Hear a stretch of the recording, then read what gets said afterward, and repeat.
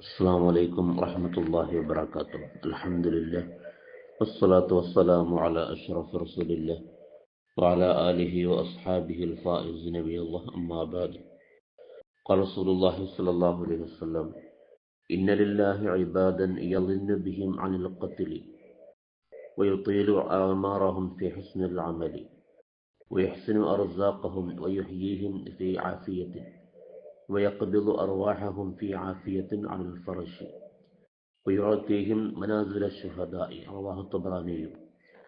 നബി സല്ലല്ലാഹു അലൈഹി വസല്ലം പറയുകയാണ്: ഇന്ന ലില്ലാഹി ഇബാദൻ, അല്ലാഹുവിന് ചില അടിമകളുണ്ട്, യളന്നു ബിഹിം അനിൽ ഖത്ലി, അവരെ തൊട്ട് അല്ലാഹു കൊല്ലപ്പെടാനുള്ള സാധ്യതകൾ ഒഴിവാക്കും.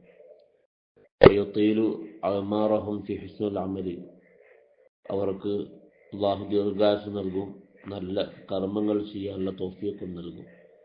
വയഹ്സിനു അർസാഖഹും, അവർക്കുള്ള ഭക്ഷണം വരുമാനം അതും അല്ലാഹു നന്നാക്കി കൊടുക്കും.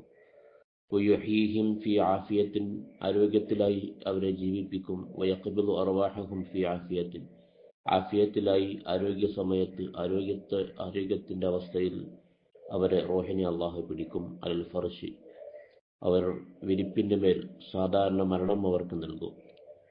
വയുഅതീഹിം മനാസില ശുഹദായി, എന്നാൽ അവർക്ക് രക്തസാക്ഷികളുടെ പ്രതിഫലവും അല്ലാഹു നൽകും.